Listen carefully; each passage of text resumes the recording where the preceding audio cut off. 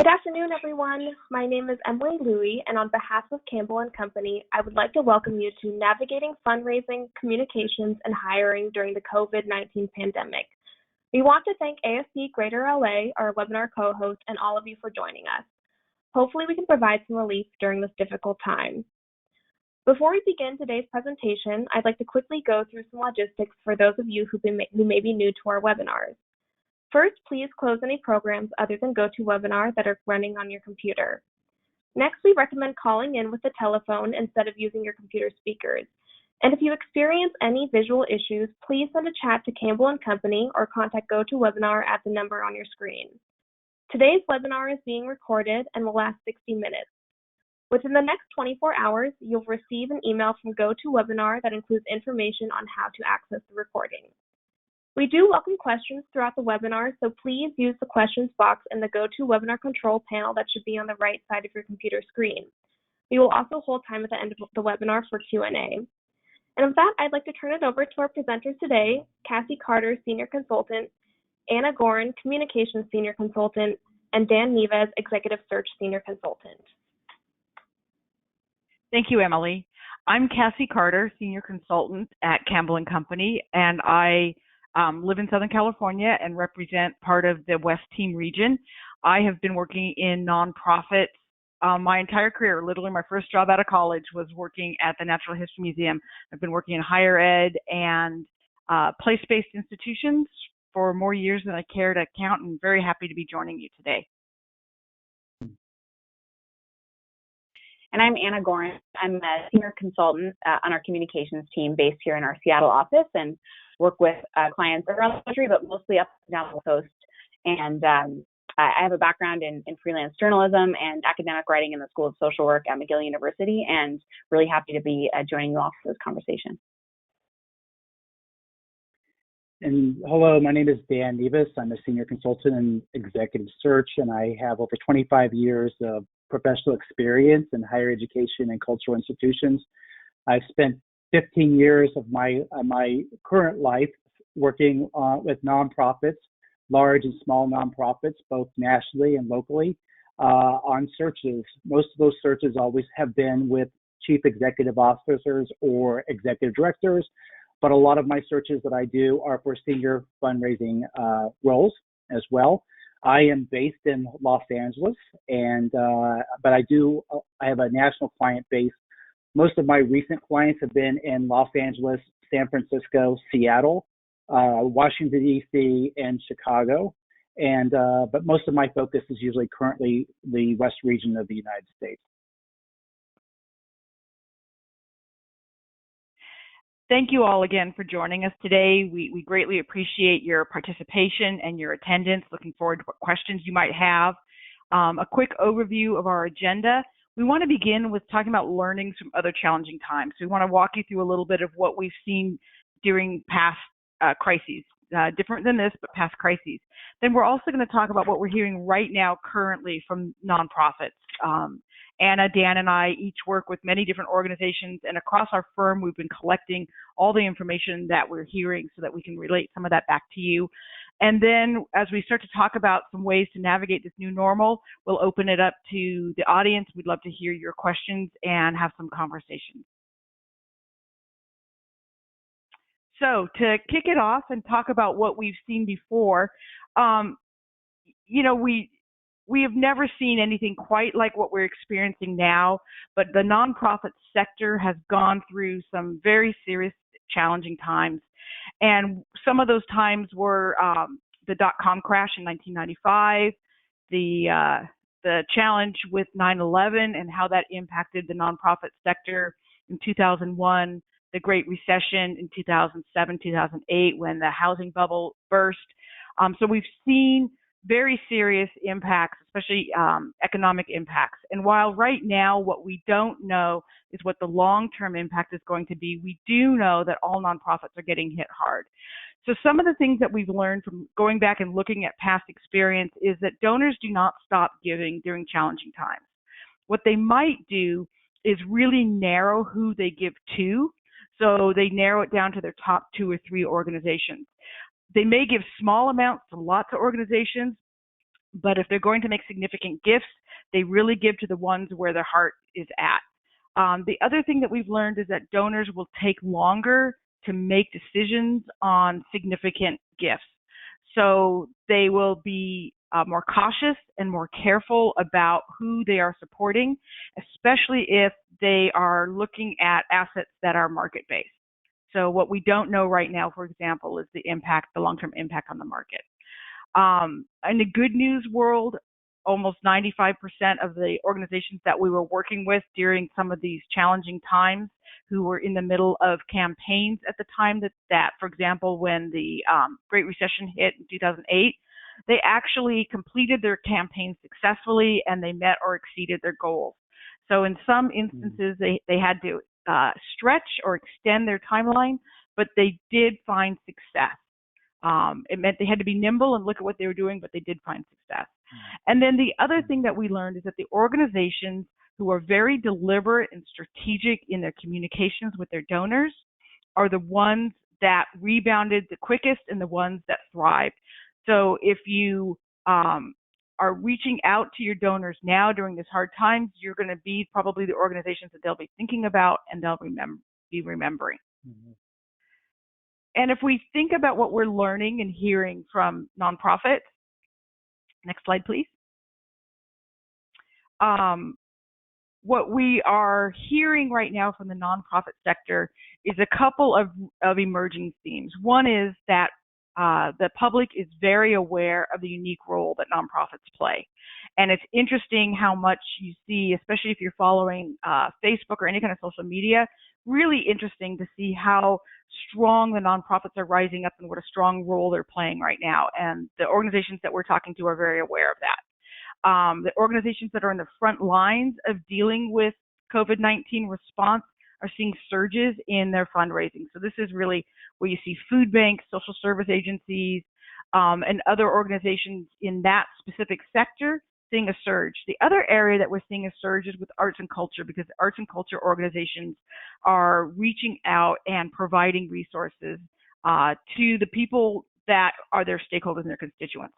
We're also seeing that the arts and culture sector has been hit hard, and they were hit early. So if you think about place-based organizations, museums, botanical gardens, theater, opera, any place-based organization where people gathered, those were the organizations that started seeing declines back in February and then certainly in early March.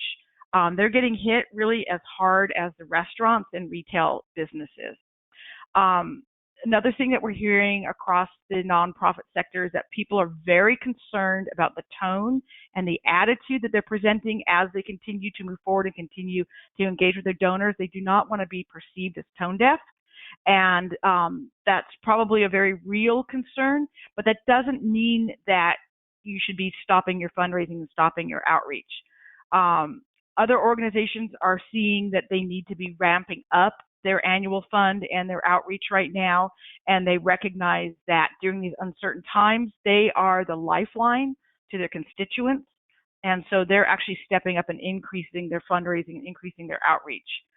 Another thing that we're seeing is that staff across the nonprofit sector are being laid off. And as revenues are declining, especially when you're seeing organizations that are dependent on earned income, a lot of staff are furloughed. Some are actually losing their jobs right now. That creates hardships across.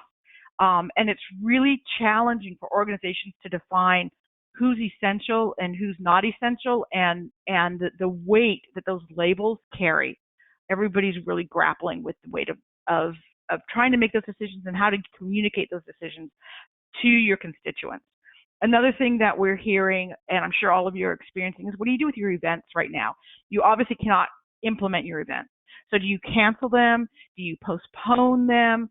Do you restructure them in some kind of a virtual setting? Is this the time now, if you were thinking about changing your events, do you pivot? Everybody's asking those same questions, and we're hearing that across the nonprofit sector. And then finally, organizations that had been either reluctant or not really feeling that it was necessary to engage donors in the virtual world are finding that they have to move and pivot quickly. They have to set up Zoom. They have to set up ways to video conference. They have to really advance their outreach electronically and online. And that's been something that's forced a lot of organizations to move very quickly and out of their comfort zone. So we're seeing a lot of conversation in the nonprofit sector. Next slide, please. Anna. Thanks, Cassie. I think you hit on, so much of what's related to what we're hearing in communications right now, because these two are just so linked, especially right now in the absence of in-person communications, right? Instead of, you may have canceled an event and the communications now replaces your event, or it is your event. So we're feeling that high stakes communications across the board from all of our clients. A couple just quick points. As Cassie noted, really ramping up the digital communication side of things. And many clients are finding opportunities to engage more deeply with their donors that way. Also personalized follow-ups from perhaps a canceled event or a delayed event, just finding new ways to reach out to people. The impact on an actual case for giving, whether it's your organizational case for support, or if you're working on a campaign or some specific, giving effort of some kind, it really varies by sector and what's going on with your organization. So, we have, the organizations who are on the front line and asking for support to actually respond to this crisis, your human service organizations, and their cases for giving are really shifting quite dramatically, and they're sort of running full steam ahead with this COVID response giving. Then you have other organizations who are working in other lanes, and their context has totally shifted. So their case may stay the same, but they're going to have to reposition how they make that ask, because the context has totally shifted. And then, the other thing I'll say here is just that this is true for arts and culture organizations, for environmental organizations, not just your healthcare and human services organizations who are on the front lines. This is affecting every organization. And I think in particular, the organizations that we miss deeply while we're practicing social distancing, ones that rely on gathering and coming together like theaters, there really is a unique case for making the case for those organizations and what they mean in the community. Organizations are finding the ways to show that connective tissue between their mission and what's going on right now, not treating it as kind of a side effort. And the last thing is that, many organizations are still moving forward with their case. They're finding some new time on their hands to be able to do that.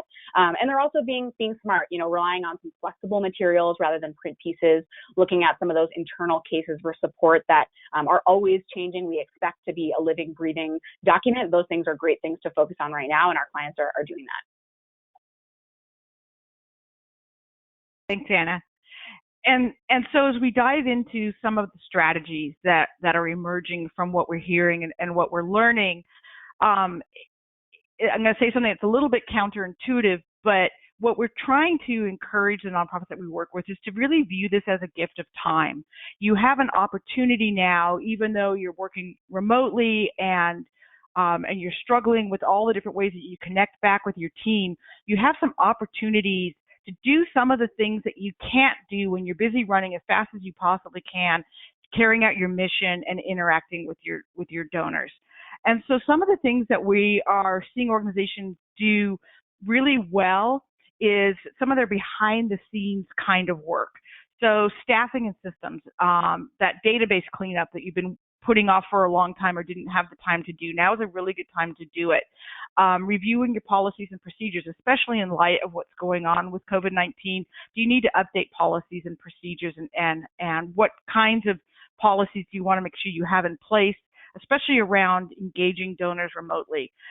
What are your ways of working? Do you need to streamline how you process? And one thing that's been sort of a real shining a bright light on how we work is now we're working at home. So what is it that you truly need to do to be efficient and effective when you're dealing with with everything that you do on the day-to-day, and then creating some redundancies? And this is both because some people may not be able to function as they normally do. They're dealing with family issues, they've got childcare issues or parental care issues, but also with the really grim recognition that some people on your team may get ill, and you need to be able to have some of your core functions. So this is a time to be thinking about having cross-training and redundancies. It also helps your team come together and feel empowered.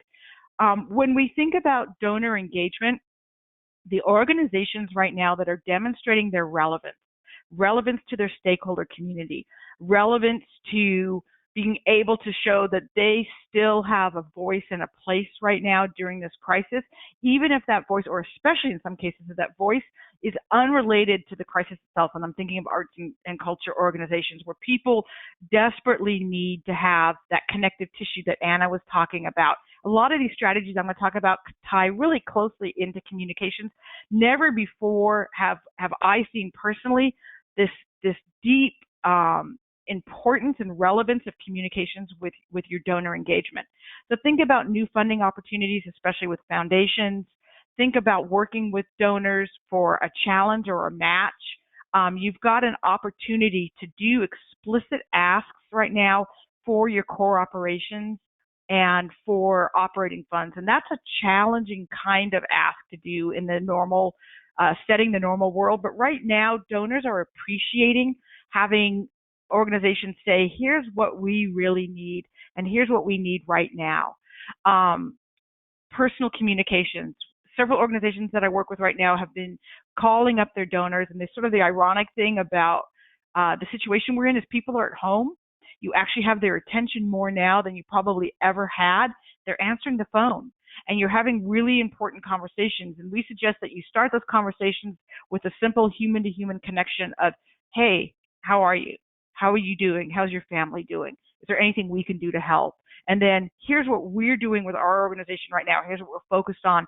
Here's where we're putting our efforts. And then if the conversation goes there, here's what we really need from our closest stakeholders and our donors. Another time too, I know I look at a lot of donor lists and we always wish we knew more about people. You do have time to do the donor research. And then as you think about your leadership, you think about your board, especially, this is a time to start to have conversations with them, thinking forward about building their relationship maps. What are your donor strategies going to look like when we come out the other end? Who can they call and engage with now? Again, just like your donors, you have more opportunity to talk with them.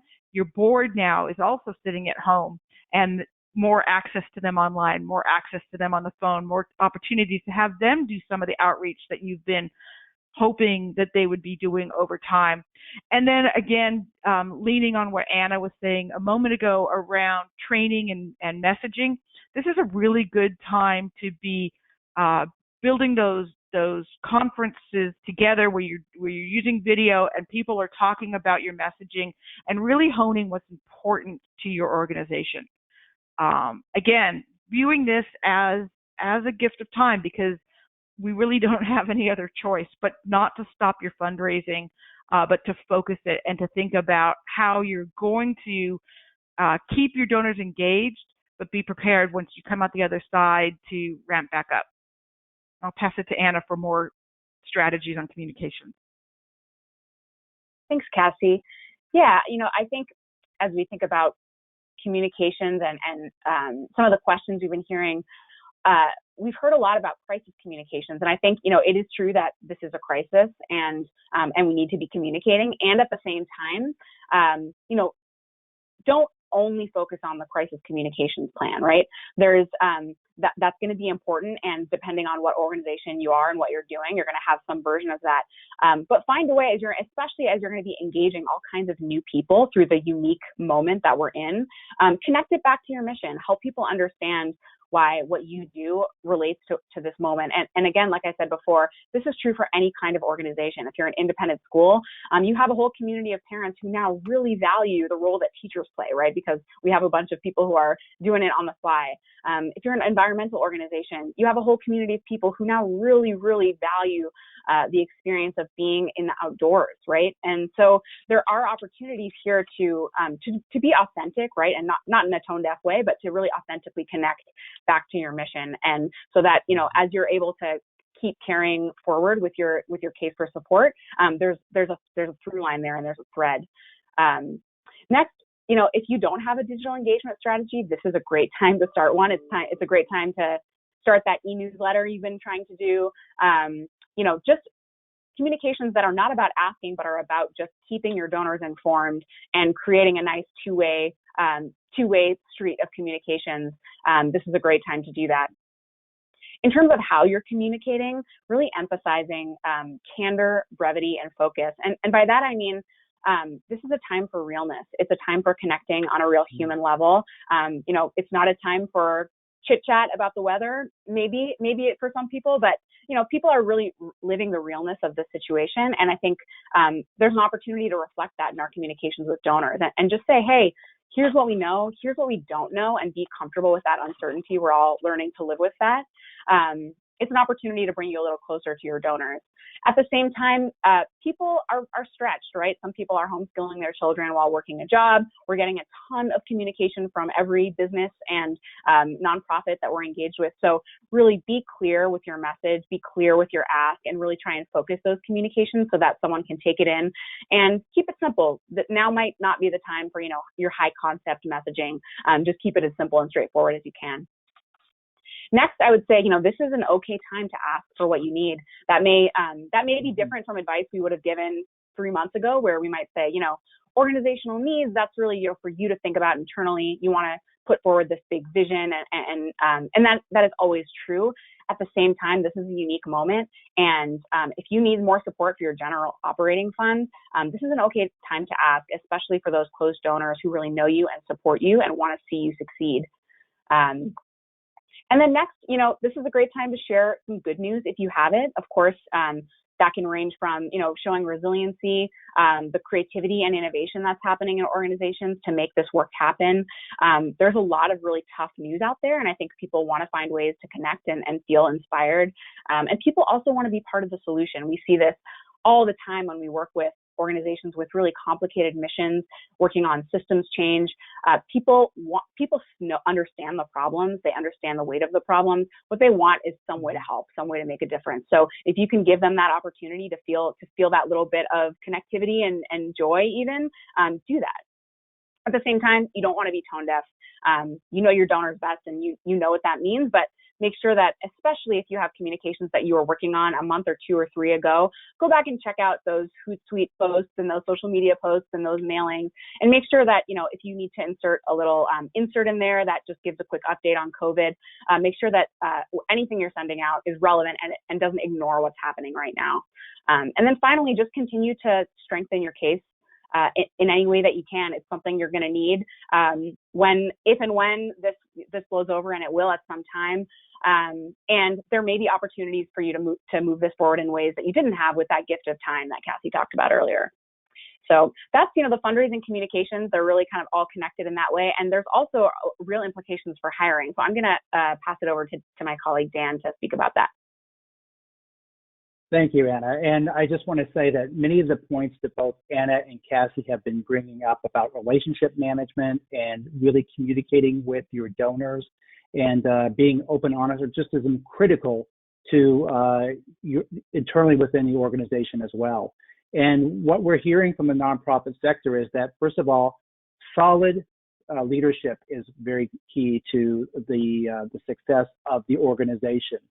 And, the communication and messaging that is truly authentic externally needs to be also internally within, where you're being honest with your teams and your staff about the organization and where it stands. So be transparent, be authentic, but also apply a lot of empathy in your communications and talking with leaders.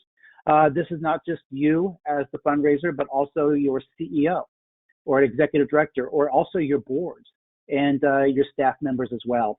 We're seeing people coming together because we're working remotely, doing huddles, doing virtual coffee breaks, doing more check-ins. And I really encourage as a manager to have more check-ins with your team than you probably normally would, just to see how they're doing. Talent is more important than ever, particularly in this type of crisis. And, as Cassie was saying, it's coming to the point where you're determining who is essential and who is not essential. And it's a very tough thing to have a conversation in an organization.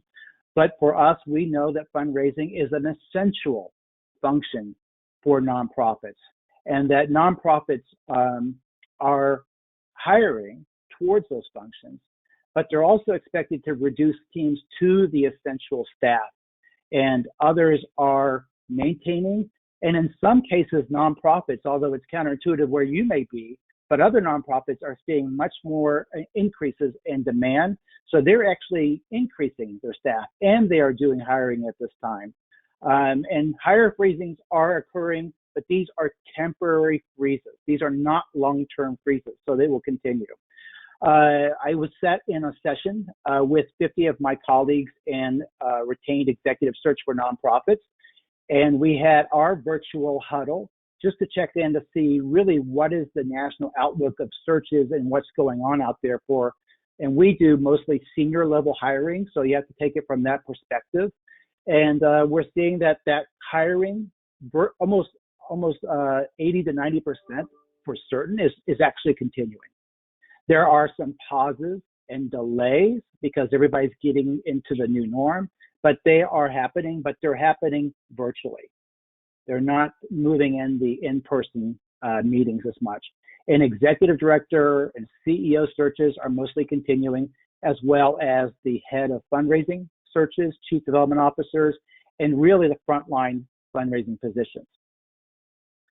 So what are the strategies for the new norm? And what we're seeing is video, video, video. So if you haven't gotten used to Zoom, some of your volunteer leaders are saying, what's Zoom?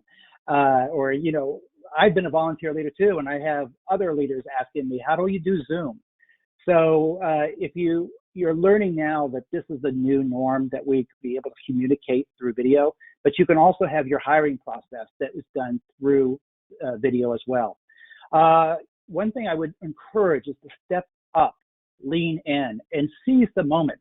This is an opportunity to demonstrate leadership and become the strong, essential talent that your organization needs you to be. And this is an opportunity for you to step in that. You know, one of the things that I really love about fundraisers is that you're persistent. You have such high resilience because you get told no. You run into so many obstacles and challenges in your work with donors and stakeholders, and you all deal with many crises and solve those many crises as you go along. Well, that skill set that you're using is actually prepared you for this level of crisis. So one thing you should know is that there is no textbook on COVID-19 and how to do fundraising through COVID-19. So it's actually okay, but use the same creativity that you used in your past crises to really apply that today to the work that you're doing. And if you're in a search, I would just suggest that you consider staying in it. It's actually okay. However, you know, ask the right questions, do your due diligence, and make sure that you're keeping up to what's current within the organization. So check the website, their social media, their news articles and releases to find out what's going on. And when you meet with that organization, make sure that you get an update on what they're doing in the midst of COVID-19 so that you're well informed. And other strategies for navigating the new norm is, you know, around interviews, onboarding, and succession or emergency planning. So, you know, nearly all interviews are proceeding in the United States virtually. And they're being done on one-on-one. They're also being done on Teams or panel interviews. And when you're in this type of situation, you've got to realize that technology is going to probably fail us. And we know that. And so you have to be prepared for contingencies that would happen in case something happens with the video interview.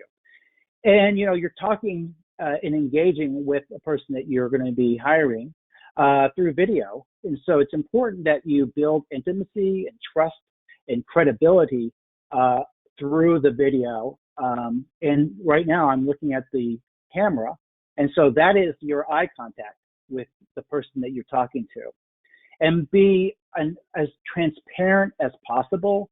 That builds trust within the person you want to have come aboard, because that transparency and being open about the challenges, even the warts and the bad parts of what's happening right now, share that, because those actually build even more trust coming into the organization. Onboarding, if you have somebody who hasn't started or coming on board, please check in with them a week ahead. Check in to see how they're doing. Let them know and give them the expectations of what they're coming into. If they're going to be working remotely, let them know that they need to set up a workstation.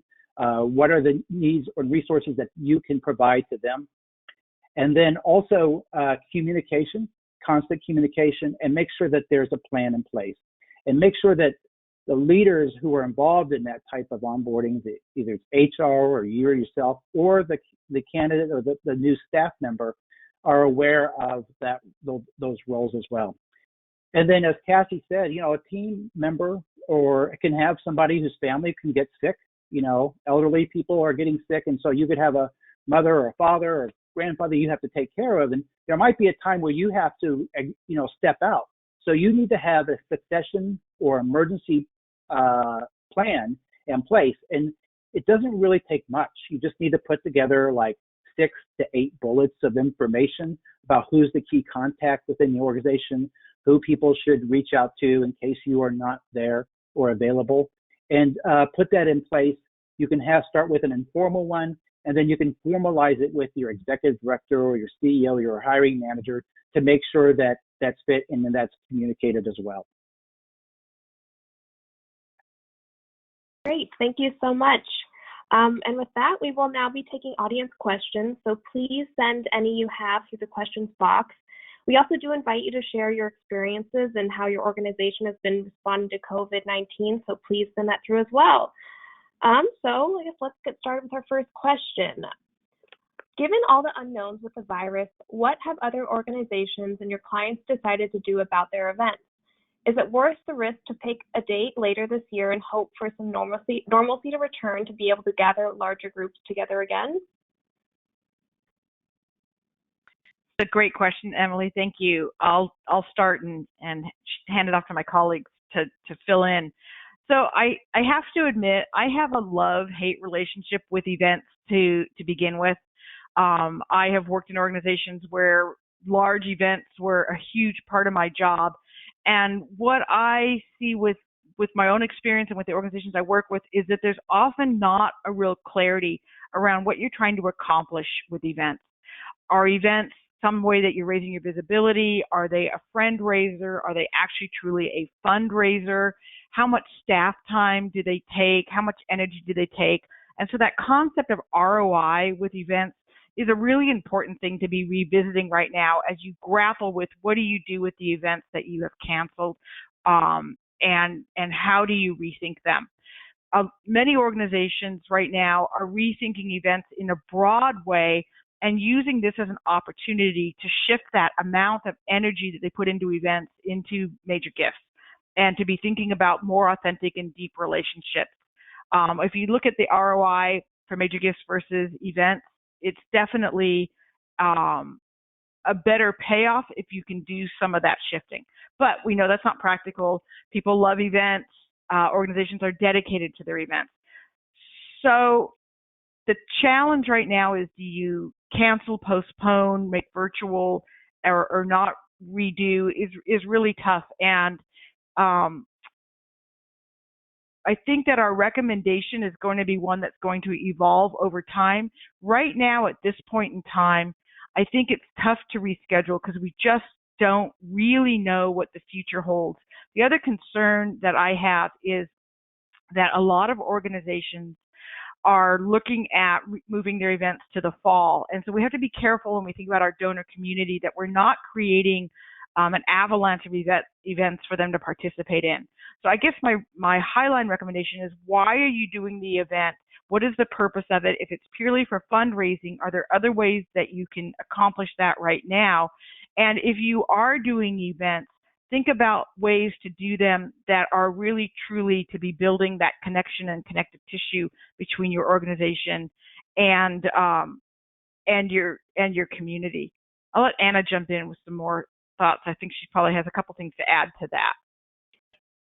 Thanks, Cassie. Yeah, this is a really tough one, and I think you're right to really do a close look at the event in question and be really clear about what you're trying to do and also what you're trying to say.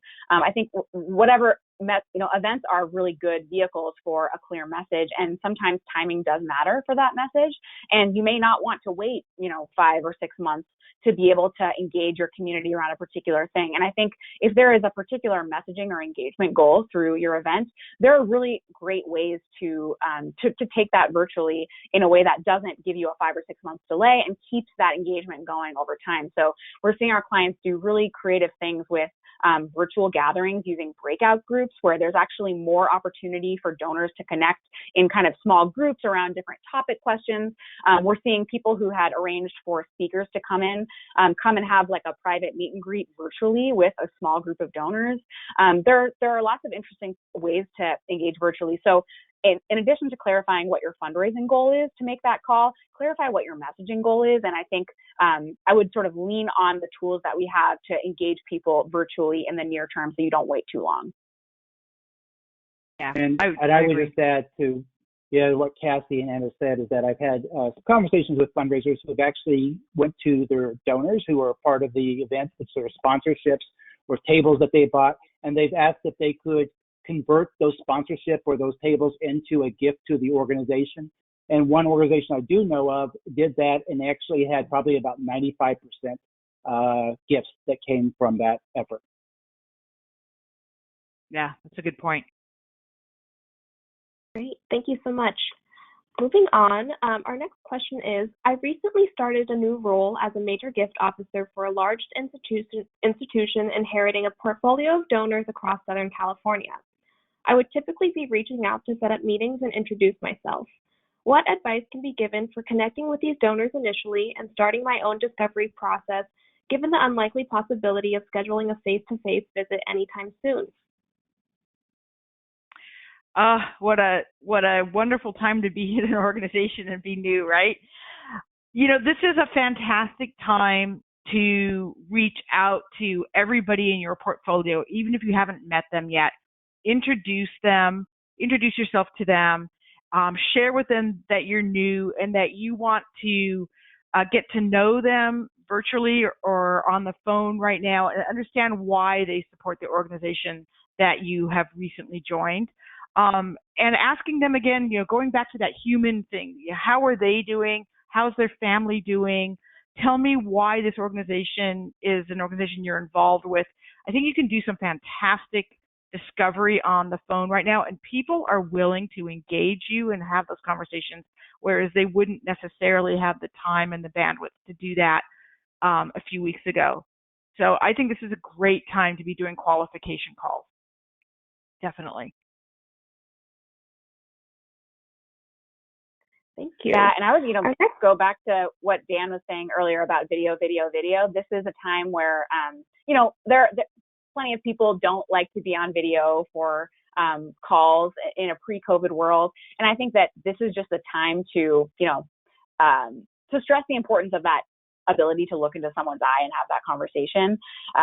And the other thing I'd say about that is that it's a great opportunity also to get some insights on how your case might be evolving because of what's going on right now. So if you are able to dedicate the time to those qualification calls and hear from people, not just why they support the organization, but why they're feeling connected to the organization right now in this time, and also maybe what else they're supporting right now, you could have a whole lot of insight that's based on actual conversations with your donors and not just your hunches, that gives you a real clue about how to proceed with your case for giving. So I think it's a great idea.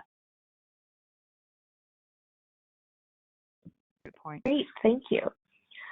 Our next question is, we are a small school in the midst of the capital campaign for the renovation of our front building. We placed our demolition for this June 2020 on hold because commercial construction is not an essential service and we cannot do all the pre-construction work. Our question is, how do we continue our fundraising? And can we still ask donors for support?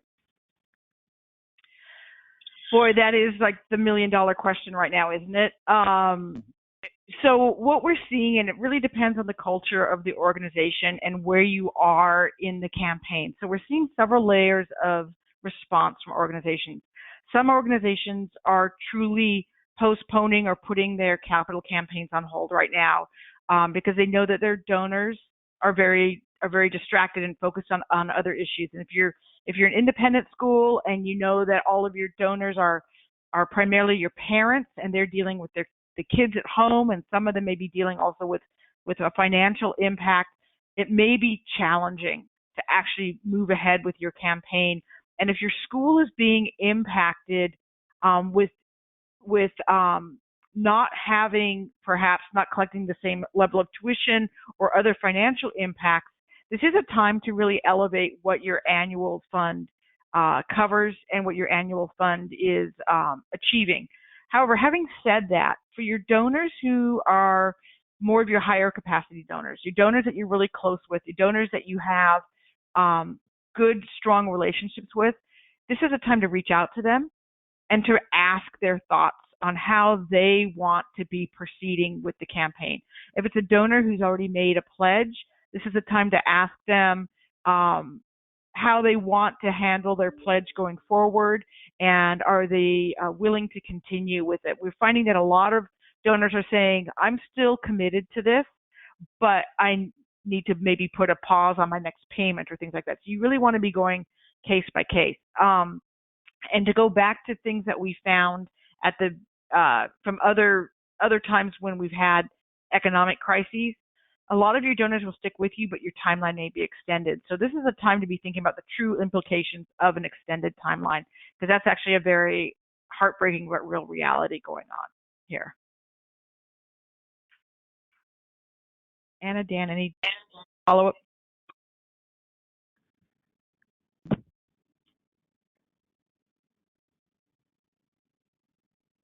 Anna, you're on mute.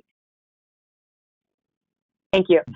Going back to the whole gift of time idea, I think, you're right that there may be some timeline extensions, and this may not be the time to go out, particularly with broad asks, depending on where you are in the campaign. And if that is the case, you might look at what you can be moving forward. And the case is one of those things often that you're able to accomplish with a smaller group of people, especially if you've already done some of the legwork on the case, and maybe the time to go back and revisit the case and say, hey, how might we want to update this framing given what's going on right now? How is our school going to be affected? Again, things like scholarships. Where do we want to, raise one area and maybe put less of a focus on another area? That can be a good way to keep momentum and keep your donors, encouraged that things are moving forward, even if you do have to halt certain areas of the campaign. Yeah, and to Anna's point, do not retreat. Now is a time to stay in contact with your stakeholder community authentically and often. And to be sharing resources, especially if you're an independent school.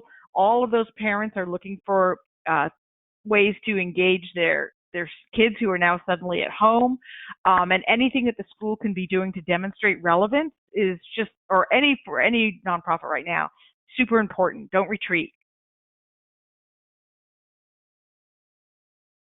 Great. Thank you. And before we start our next question, I just want to share an experience from one of our audience members. He says, it's important to steward donor relationships right now because however we respond to those donors that are trying to help us will determine the donor's future with our organization. That's what I'm noticing in the healthcare sector at this time. 100%. Okay. Our next question is, what are institutions doing about major building fundraising or capital campaigns? So that's a really good question. So one organization that I'm working with right now is in the quiet phase of their campaign. They were just getting ready to go public. They've raised about 50 of their, I think, $90 million goal. So they've had a lot of success. And they decided that to move forward with the construction on their campaign was not something they wanted to do as an organization. They felt that wasn't the image that they wanted right now. They wanted to be more responsive to the community. And so they've actually gone back to their donors, and they've been asking donors if they are willing to redirect some of the campaign funds to be supporting operations and the core functions of their organization, and also the outreach that they're doing and the resources they're providing. So they've shifted to providing virtual resources to their constituents, and they've asked donors to support that. And so that's one direction that we're seeing. Another organization I'm working with, who's also in the same place, they're in the quiet phase of their campaign. They've had some good success in this quiet phase. They're not ready to go public, but they have been really focused on the leadership phase. So they're working on gifts that are six-figure and up. They've decided that the campaign and their project is still of their top priority. And so what they've done is they're doing a blended ask with their campaign donors. They're asking their campaign donors to stay the course. They're asking their campaign donors to continue making the payments on their pledges when they can. They are offering extensions to those pledges if they need to, but then they're also asking for their donors that have capacity to make an annual gift, an operations gift, a capacity building gift, so that they can maintain their core operations. So they've taken a different stance from the other organization, where they're still moving ahead. They're holding on to their groundbreaking date. So I really think it depends on the culture of the organization, where you are in your campaign, how your donors are feeling about the project, how the organization feels about the necessity of this project. Some organizations are going to say, right now, we are not going to move forward with a building campaign. Whereas another organization that we were talking to, which was a food bank, said, our building campaign is the most important thing we can be doing right now so that we can be responsive to this crisis. So it's really going to be a case by case response for each organization. No single answer there right now. Anna, Dan, anything to add to that? I think you said it really well, Cassie. I think just to add, being really clear about what the campaign vision is to start with, and then squaring that with what the current landscape is, and sort of deciding, does this vision, does it still make sense in this landscape, and can I connect it right now? And if you can't, that may be a reason to take a pause, and many of your donors may appreciate that. I think we are also, to Cassie's point, I am also seeing many clients press ahead and say, hey, when we're able to go out and be together again, we're going to really need this thing, and here's why. So I think if that message is really strong, there still is a case for moving that forward. I would only add that it's important to remember the campaign committee and the board, and making sure that there's unity there, and make sure that the confidence of the campaign committee and the board is strong, so that you can move that forward, and make sure that you have those conversations before you get moving forward. So there's not any kind of there's not everybody on board the bus while it's leaving the station. We don't want to leave anybody behind, in making sure that you have those conversations. That's what I've seen. Great. Yeah. Thank you. Our next question is, with foundations offering COVID-19 funding, do you have any insights on whether they're sticking with their typical grantees or grant areas, or are they willing to branch out? Oh, that's an awesome question. I have seen several significant foundations branching out hugely and providing very rapid grants to organizations that they have never funded before. And so now is definitely an opportunity to be thinking about, what are you doing as an organization that connects to what they're trying to accomplish, and how do you actually expand your foundation relationships? Again, a lot of foundation program directors are at home, and you can reach them through email or on the phone better than you normally could otherwise. They're moving really quickly in making decisions. I mean, they've really truncated their process for a lot of them. They're looking for organizations that know exactly what they're trying to implement, exactly what their impact is going to be, exactly what they need this funding for. They want to see nonprofits maintain their core vital functions. They want to keep people employed.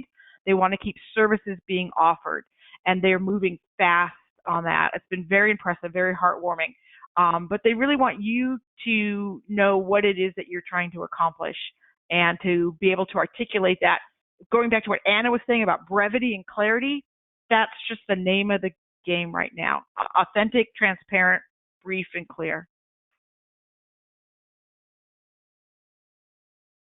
Yeah, I'll just add that I've seen, I think that's absolutely true, Cassie. And I think if you already receive funding from a foundation that or grant making organization that is super specific around what you do, it could be that some of those smaller grant making organizations are doing those rapid response grants and really narrowing it to previous grantees so that they can truncate that process. So they already have sort of gone through the step of checking credentials and all of that, and they can just move that money out quickly. So if you do have one of those very, very specific, sometimes smaller foundation grants, good time to go back and check with them. Hey, do you have, what are your resources for COVID response? We're seeing new ones every day, new funds being created. So this is all happening in real time, and great if you can be proactive and reach out to those who just align super directly with what you do.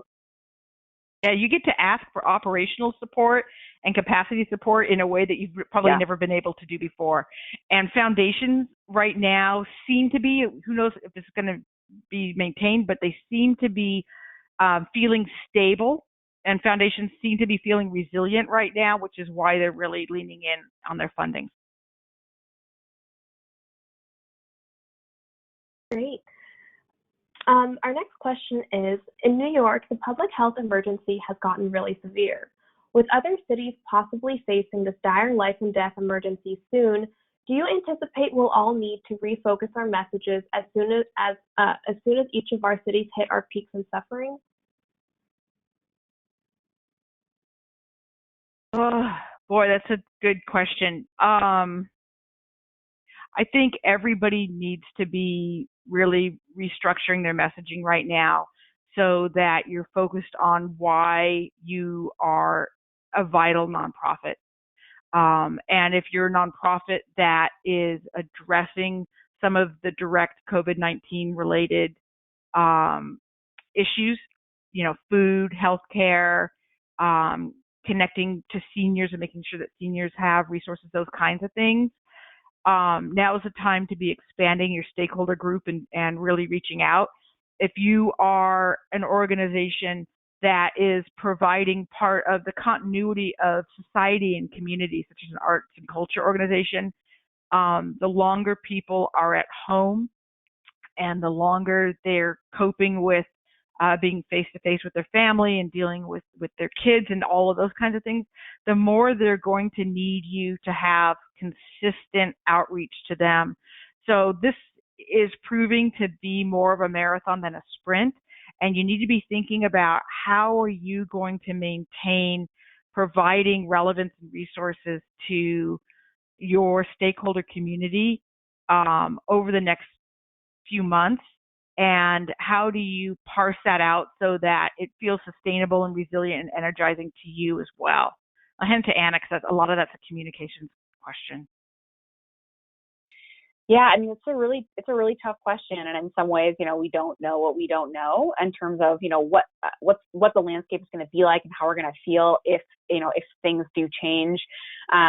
But I do think that's going back to one of the first things we talked about in this webinar, continuous engagement is going to be that feedback loop to really get a pulse on what can my donors do right now? What do they want? What are they craving? And how can we be supporting each other? So I think as long as you're keeping up that continuous engagement, you will have more of that intel you need to make some thoughtful decisions about how you might change your messaging. But I will say that, again, just recommitting to the value of your mission, people are going to want a community to come out to when we can finally leave our houses, right? And so even though they're certainly the first response is going to be top of mind for all of us. Our health and our family's health is going to be top of mind for all of us, and it already is. It's okay to make the case for your organization and what you bring to the community also. And it may just be that it's not the time to directly ask someone. Maybe it's just an update and it's an engagement, and you might include a soft ask that is really thoughtful about who can participate in that right now. So again, going back to not being tone deaf, listening to your donors, and I think Cassie, you covered a lot of it. It's a hard question. Yeah. And we just have one last question, which is, if a donor makes an emergency gift or an unsolicited online gift, do you recommend excluding those donors from the campaign that you otherwise would have asked them to give to? It's a really good question. My answer is no, never. I almost never want to exclude a donor from another ask, unless they tell me this is my gift and I don't want to be asked again. Now is a time too where you've got a lot of forgiveness and grace in the community around you, and you may not want to be doing a campaign ask. If a donor makes a reactive gift to you right now to help you get through this crisis, thank them, steward them, all those kinds of things, and let them know that at some point in the near future you're going to circle back and ask them how they feel about supporting your campaign. If they're giving to you right now, that probably, especially if they're giving you a significant gift, that means that you are one of their top 2 or 3 nonprofits that they support, and that their heart is with you, and then they will be with you going forward. And people will get a better sense of their personal finances in the next few weeks. And so depending on the timing of your campaign, I definitely would reach out to them and have that conversation and just be authentic and direct with them about what you're asking, and let them provide their sort of cultivation strategy, so to speak.